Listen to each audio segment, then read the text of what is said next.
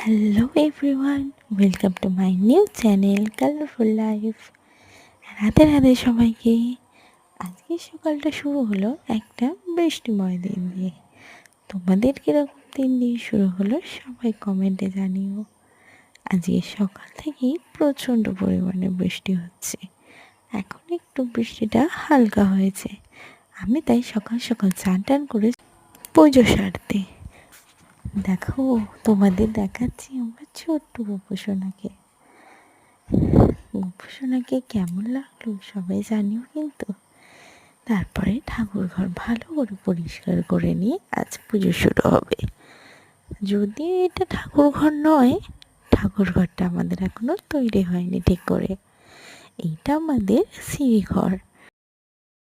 সেখানে এখন সব ঠাকুর রাখা হয়েছে আর সেখানেই পুজো পাঠ হয়। জানো তো, এখানে অনেক পুরনো অনেক ঠাকুর আছে। যেমন আমার স্বামীর দাদুয়া দিদার আমলের রাধাকৃষ্ণ আছে, নারায়ণ শিলা আছে, জগন্নাথ দেব আছে, এমনকি আরও অনেক ঠাকুর আছে।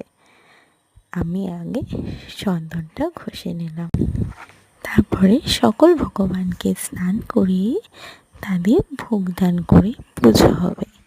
এই যে প্রথমে জগন্নাথ দেবের চান হয়ে গেল, জগন্নাথ, সুভদ্রা আর বলরাম। তারপরেই ছড়িয়ে এলো নারায়ণ শিলা। ওনার স্নান সারা হয়ে গেলেই তারপরে আমরা রাধাকৃষ্ণের স্নানটা সেরে নেব।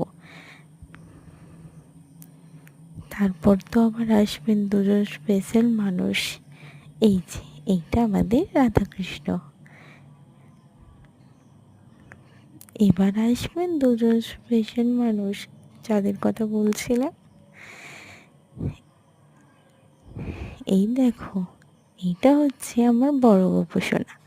এনাকে স্নান টান করিয়ে মানে গা হাত পা মুছিয়ে টিপ পরিয়ে নিজের স্থানে বসিয়ে দেওয়ার পর এই যে ছোট্ট গোপুসোনা, ওনাকেও একইভাবে তৈরি করে আজকের পুজোটা সম্পন্ন করব।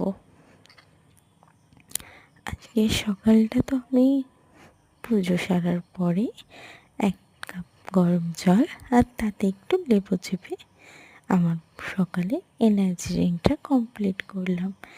তোমরা কে দিয়ে কমপ্লিট করলে কমেন্টে জানিও। আমার তো এনার্জি ড্রিঙ্ক না হলে যেন মনে হয় সকালে কিছু একটা খামতি রয়ে গেছে।